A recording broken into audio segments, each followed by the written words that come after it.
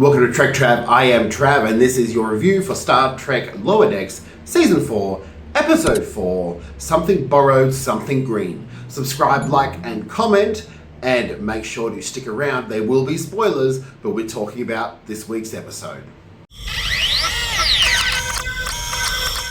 This week we are shown the Orion planet or homeworld. I don't know what the planet's called. I've completely could have blanked.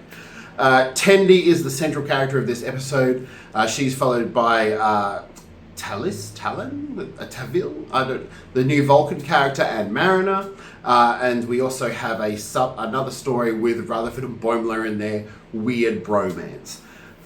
If you haven't seen the episode, go watch the episode. Make sure to come back, like, comment, and subscribe. So, first things first, this is the best episode of the season so far. It was funny, it had really, really great moments. We got to see a little bit of the Orion homeworld, the Orion culture, and it's interesting that Tendis is sort of slightly embarrassed by the Orion culture, but at the same time she's really into it. We see the Orion nightlife. We find out that the Orion females don't all have the pheromones to control the males, but some of them do.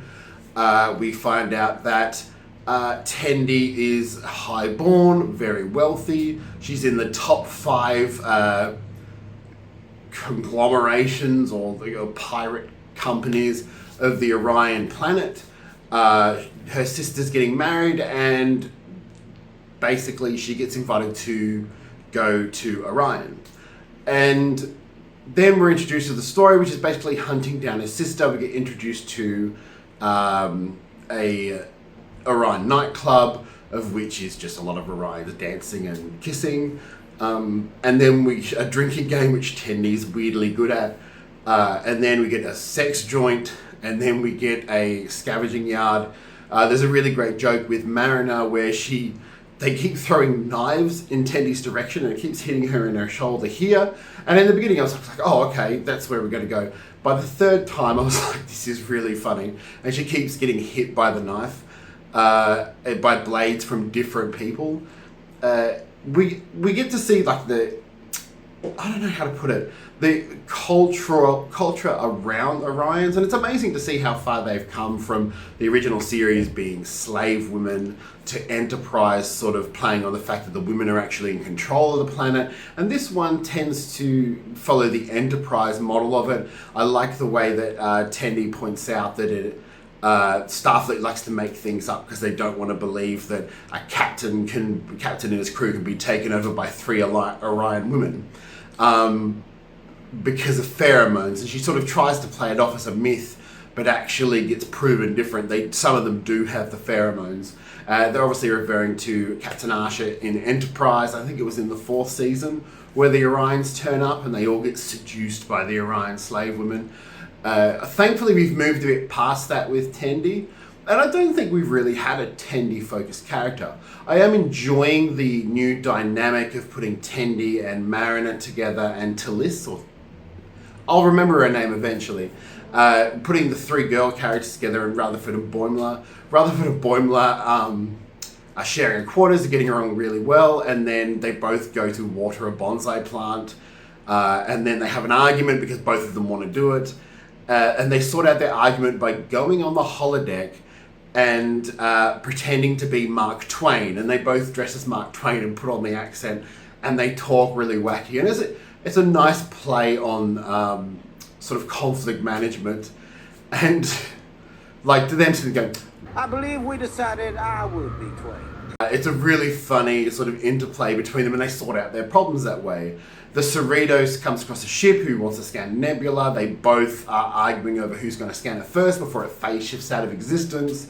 And they use that to try and handle the conflict, and it does not work.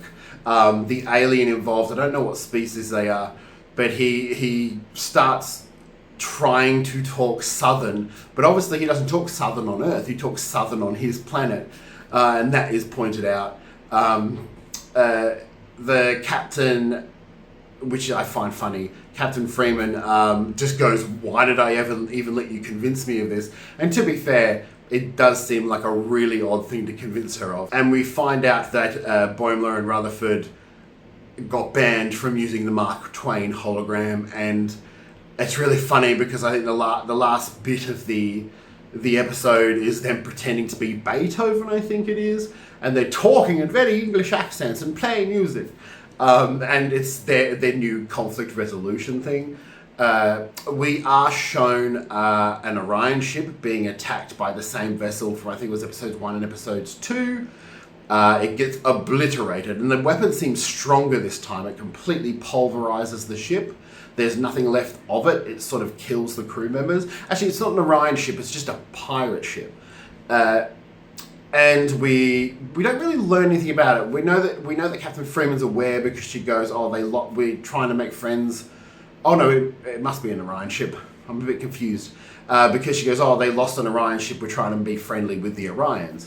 We learn from, I think it's Tallinn, that the Federation doesn't have much information on the Orion Syndicate or the Orion homeworld or their culture because the Orions really don't spread it. And all the Federation seems to know is their piracy and their ability to manipulate people with pheromones. It's one of those episodes that it sort of expands some key bits of Star Trek lore while still being really, really funny. This is, like, my personal opinion, the one episode that actually made me sort of laugh a little bit. The last 3 have been a bit sort of, I'm enjoying them. This one made me laugh. Not as much as the Mugatu episode from, I think, season 1 or 2. But overall, really, really great. They compare notes at the end. Boimler and Rutherford are jealous that they didn't go to Orion. Mariner and Tendi and Tallinn are talking about all the Wenton. We find out that Mariner got stabbed another time off screen. We find out that Tendi was a trained assassin, and she was meant to be the leader of the household, but she gave that up to join Starfleet. There's a really good, like, girl bonding moment. It sounds a bit odd, but a really good girl bonding moment when they talk about how she was raised to be this assassin, but actually she's a big nerd who likes to research things, and the girls accept her for that. Mariner seems majorly excited by just the badassery of Tendi. Tallinn throws away her board. She's been taking notes to send to Starfleet about the Orion planet. She throws it away and goes, "Oh, I've lost my notes." It's a really good bonding moment. Tendi and her sister, who was kidnapped by herself, Tendi's sister takes on the role of the head assassin in her family. Tendi leaves. She sort of says sorry. It was a funny, informative, and interesting episode, and it's really rare from Lower Decks to get that sort of lore building within the comedy. Certainly the game with the shots and the little spider scorpion thing that stabs them is good. Orion. They talk about one Orion putting metal things in her head by shaving it off, which is probably a reference to Enterprise again. There's a lot of really great references. What did you think about the episode? Make sure to write it in the comments, share, like, comment, subscribe. It helps to boost the video, and I'll be back on Sunday with Earth Final Conflict and Tuesdays with Star Trek Enterprise. Have a good night.